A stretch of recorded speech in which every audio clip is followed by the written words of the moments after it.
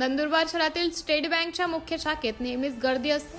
बँकेच्या सुरक्षेसाठी सुरक्षा रक्षक नेहमी तैनात असतात। काल बँकेचे मुख्य शाखेत पैशांचा पुरवठा करणाऱ्या गाडीबरोबर आलेल्या सुरक्षा रक्षकांकडून गन खाली करताना अचानक चुकून हात लागल्याने गोळीबार झाला।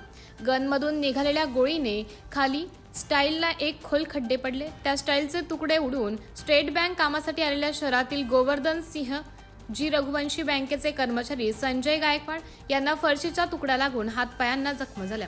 जखमी कर्मचारीला तात्काळ रुग्णालयात उपचारासाठी दाखल करण्यात आले। घटनेची माहिती वाऱ्यासारखी शहरात पसरताच नागरिकांनी मोठ्या प्रमाणात बँक परिसरात गर्दी केली।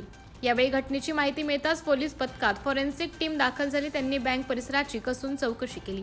या अचानक घडलेल्या घटनेमुळे बँक परिसरात घबराट निर्माण झाली होती। यावेळी पोलीस प्रशासनातर्फे अफवांवर विश्वास ठेवू नये असे आवाहन करण्यात आले आहे। MDTV न्यूज साठी प्रतिनिधी नारायण ढोडरे, ग्रामीण नंदुरबार।